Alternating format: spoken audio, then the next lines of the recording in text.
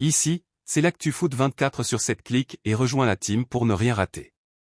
Quelques semaines seulement après son départ précipité du Fenerbahçe, José Mourinho semble déjà avoir trouvé une nouvelle destination pour relancer sa carrière.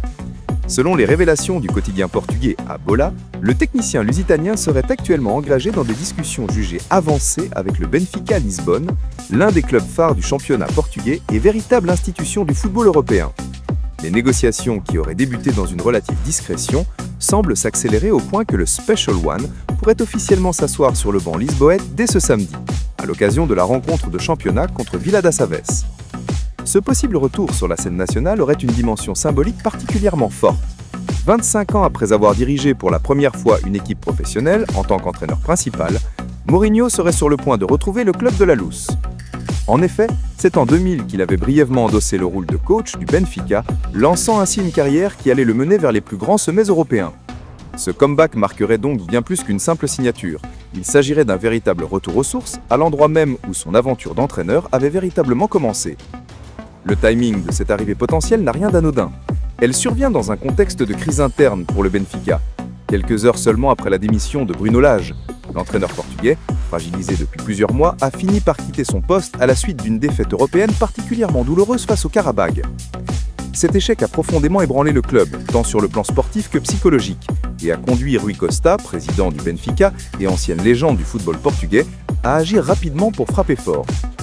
Convaincu qu'il fallait frapper fort pour remettre l'équipe sur les rails, Rui Costa aurait immédiatement identifié Mourinho comme la priorité absolue pour redresser la situation. Selon la presse locale, il ferait même pression pour conclure l'accord dans les plus brefs délais, idéalement avant la fin de la semaine, afin que le nouveau coach prenne les rênes sans tarder. Un tel retour, loin d'effrayer José Mourinho, semble au contraire le stimuler.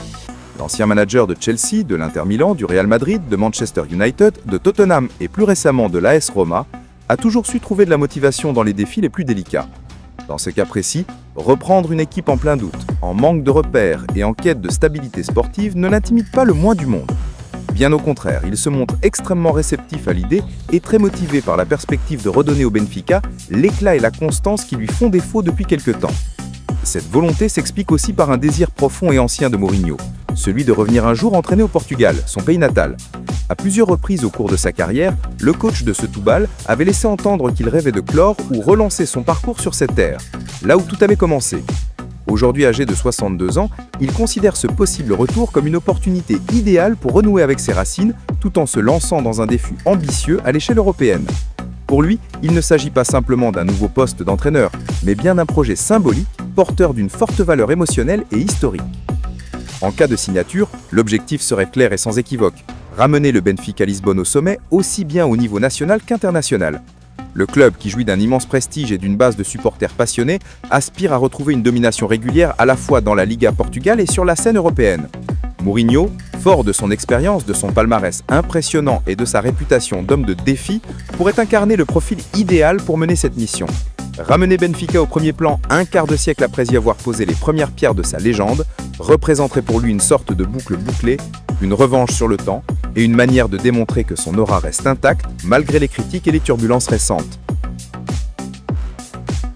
Le Paris Saint-Germain, qui ne cesse d'affirmer ses ambitions aussi bien chez les hommes que chez les femmes, a décidé de se tourner vers une cible de tout premier plan, une joueuse emblématique du FC Barcelone.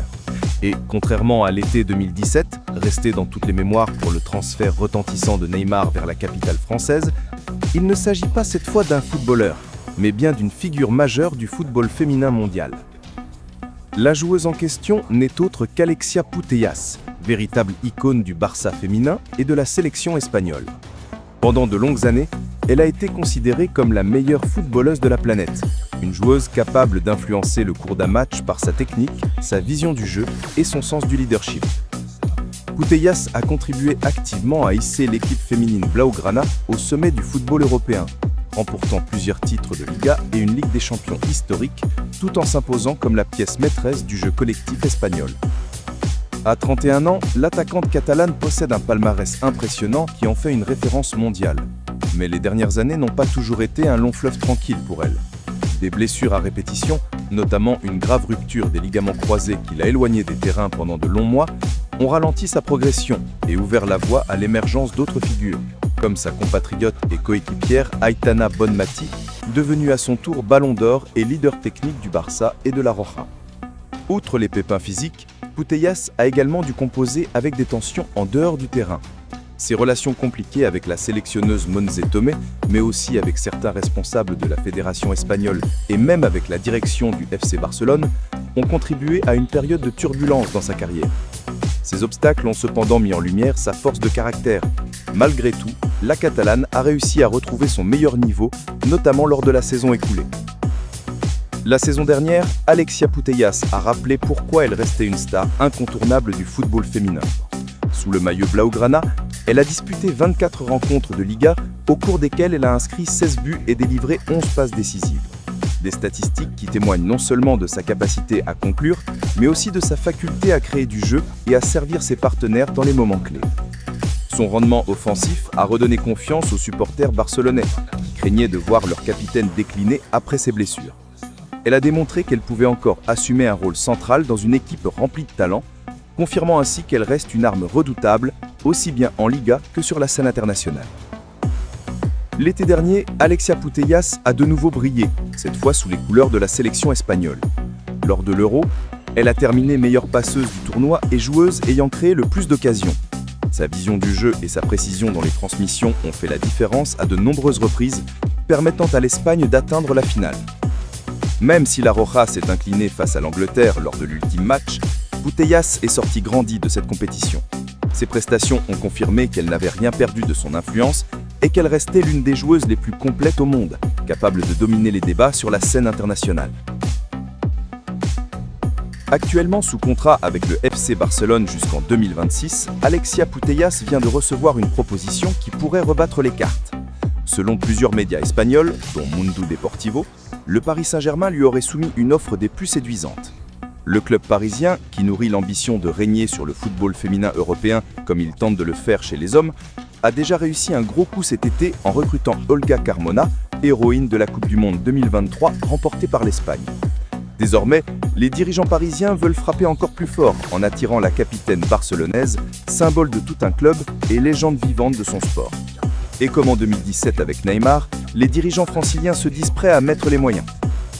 Pour convaincre la joueuse et surtout mettre la pression sur Barcelone, le PSG a avancé plusieurs arguments de poids. D'abord sur le plan financier, en proposant à Putellas un salaire supérieur à celui qu'elle touche actuellement en Catalogne, assorti d'un contrat de 4 ans. Mais surtout, le club parisien se dit prêt à lever sa clause libératoire fixée à 1,1 million d'euros. Ce montant, qui peut paraître dérisoire comparé aux sommes astronomiques du football masculin, serait en réalité un record absolu dans le football féminin. Si l'opération se concrétisait, Alexia Putellas deviendrait la joueuse la plus chère de l'histoire, un symbole fort du changement d'échelle que connaît le marché des transferts féminins. Cette perspective place le Barcelone dans une situation délicate. Non seulement perdre une icône comme Putellas serait un coup dur sportif et symbolique, mais en plus, le timing rend la situation encore plus compliquée.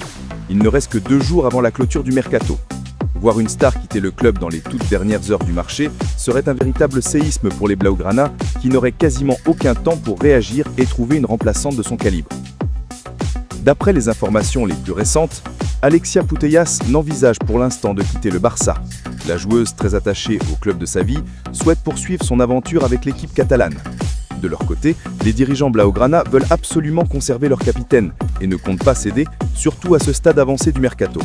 Cependant, les discussions entre la joueuse et son club ont déjà permis de dessiner les contours d'un accord verbal. Si une offre intéressante se présentait l'été prochain, Barcelone faciliterait son départ. Autrement dit, un transfert est peut-être repoussé, mais pas totalement écarté. Le contrat de Putellas court jusqu'en 2026, mais il inclut une année optionnelle facilement activable, ce qui rend peu probable un départ libre dans un futur proche. Pour autant, les intentions du PSG sont claires, continuer de pousser jusqu'à la dernière minute pour tenter d'arracher une des plus grandes légendes du football féminin à son club formateur. À l'heure où le mercato touche à sa fin, le suspense reste entier. Le PSG a montré qu'il était prêt à reproduire la stratégie qui lui avait permis d'attirer Neymar en 2017, en utilisant la clause libératoire pour compacter la volonté du Barça. De son côté, Barcelone se prépare à défendre bec et ongle sa star, même si la pression financière et symbolique est immense. D'ici à la fermeture du marché vendredi soir, tout peut encore arriver. Soit Putellas poursuit son aventure en Catalogne avec l'assurance d'être une pièce centrale du projet sportif,